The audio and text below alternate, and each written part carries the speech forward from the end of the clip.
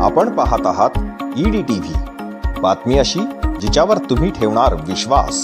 जालना जिल्ह्यामध्ये अंबड तालुक्यात शेतकऱ्यांना देण्यात येणाऱ्या नैसर्गिक अनुदानात घोटाळा झाला होता आणि सुमारे 25 कोटींचा 28 आरोपींनी हा घोटाळा केला होता। या घोटाळ्याची व्याप्ती आता वाढतच जात आहे।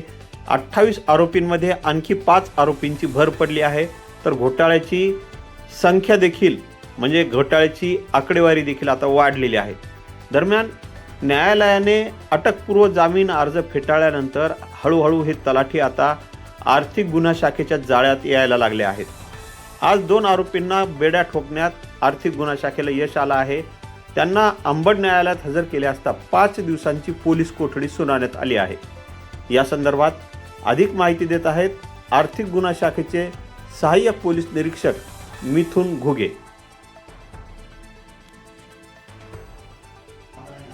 नैसर्गिक आपत्ती अनुदान अनुषंगाने जिल्हाधिकारी महोदयांनी जी समिती गठीत केली होती, समितीच्या चौकशीअंती 24,90,00,000 रुपये अपहारासंदर्भाने अंबड पोलीस स्टेशन येथे गुन्हा दाखल करण्यात आलेला होता आणि सदर गुन्ह्याचा तपास माननीय पोलीस अधीक्षक साहेब यांच्या आदेशान्वये मागील 4 महिन्यांपासून आर्थिक गुन्हे शाखा करते। सदर गुन्ह्यामध्ये FIR मध्ये एकूण 28 आरोपींची नावे देण्यात आलेली होती। सदर आरोपींचा शोध घेत असताना काही आरोपी आपण अटक केले होते आणि अटक आरोपींच्या चौकशी दरम्यान त्यांचे काही खाजगी एजंट्स, काही कोतवाल व एक कृषी सहाय्यक यांचा गुन्ह्यात सहभाग निष्पन्न झाल्याने आपण 5 वेगळे आरोपी निष्पन्न केले होते, ज्यात 28 अधिक 5 असे 33 आरोपी या गुन्ह्यामध्ये झालेले होते।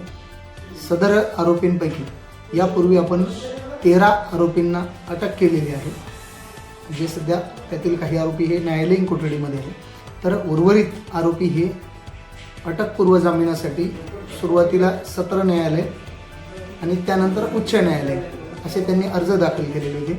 माननीय उच्च न्यायालयामध्ये सदर प्रकरणामध्ये 2 दिवस 22 आणि 23 डिसेंबर अशी सुनावणी झालेली होती आणि सदर सुनावणीचा निकाल माननीय न्यायालयाने राखून ठेवलेला होता, जो काल रोजी माननीय न्यायालयाने दिलेला आहे। त्यातील 18 आरोपींचे अटकपूर्व जामीन माननीय न्यायालयाने रद्द केलेले आहे।